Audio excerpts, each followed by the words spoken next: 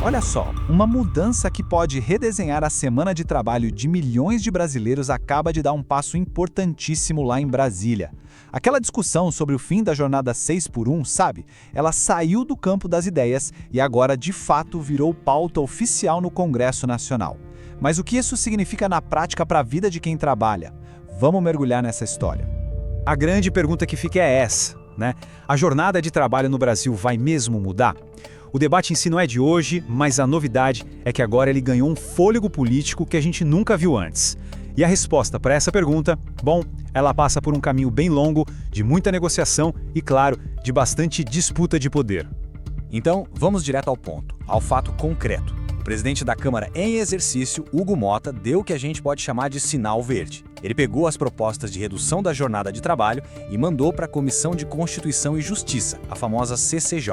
Com esse gesto, o jogo começou para valer. E olha, esse movimento não é só simbólico, não.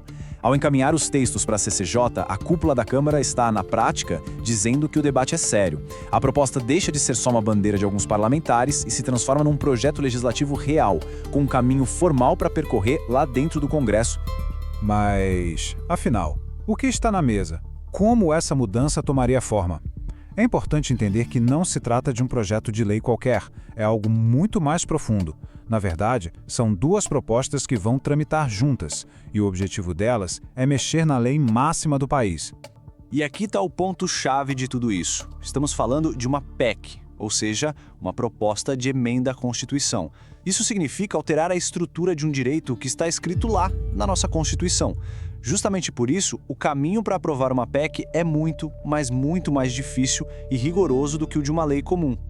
E o que essas PECs propõem exatamente? Bom, são duas. Uma é da deputada Érica Hilton e a outra do deputado Reginaldo Lopes. As duas concordam no ponto principal: reduzir a jornada máxima de trabalho para 36 horas por semana. A grande diferença é que o texto da Érica Hilton menciona abertamente a possibilidade de uma semana de 4 dias de trabalho. Um detalhe importante é que os dois textos abrem espaço para flexibilização, desde que seja por meio de negociação coletiva. Mas calma lá. Ter uma proposta em mãos é só o comecinho de tudo. O caminho até essa mudança, se ela acontecer, chegar de fato no dia a dia do trabalhador, esse caminho é longo, é técnico e, acima de tudo, ele é muito político. Vamos entender agora quais são as barreiras que essa proposta tem pela frente.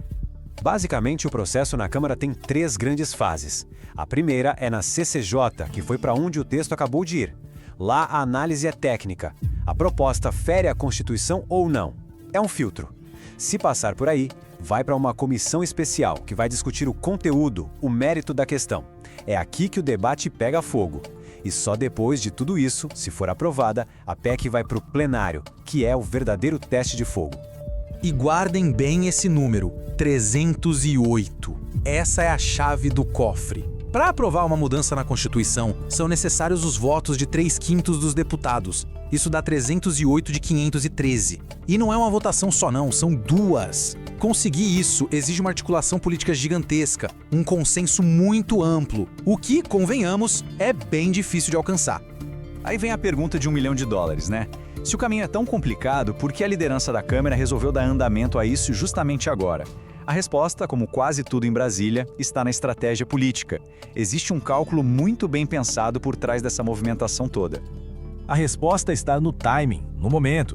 Discutir a redução da jornada de trabalho tem um apelo popular enorme. E com o ciclo eleitoral de 2026 já no horizonte, se associar a um tema que agrada a população é uma jogada política valiosa.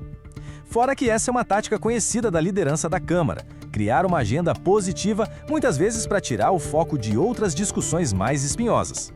É claro que uma mudança desse tamanho não viria sem uma boa dose de polêmica. De um lado, está a defesa por mais qualidade de vida para o trabalhador.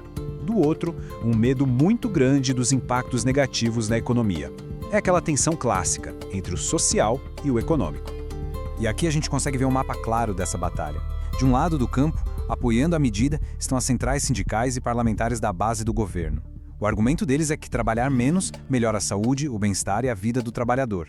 Do outro lado, na oposição, estão os setores empresariais. Eles acendem um alerta sobre o aumento dos custos de produção e uma possível queda na produtividade, o que, segundo eles, poderia afetar a competitividade das empresas do Brasil. No fim das contas, a questão toda se resume a isso: encontrar um ponto de equilíbrio. Será que é possível redesenhar nosso modelo de trabalho para beneficiar as pessoas sem com isso prejudicar a economia do país? É essa a resposta que o Congresso vai ter que buscar nos próximos meses. A discussão está só no começo, mas ela já nos obriga a pensar sobre que futuro do trabalho a gente quer. Estamos diante de um novo marco para os direitos trabalhistas no Brasil ou de um risco para a nossa economia? Essa resposta, como vimos, ainda está sendo construída lá no Congresso. E a pergunta que fica no ar é: qual seria o modelo de trabalho ideal para o Brasil do futuro? Eu quero saber a opinião de quem nos acompanha, deixem aqui nos comentários. E claro, se essa análise ajudou a clarear o cenário, não se esqueça de deixar o like. Para não perder nenhum desdobramento dessa e de outras notícias importantes, se inscreva no canal. A gente se vê na próxima.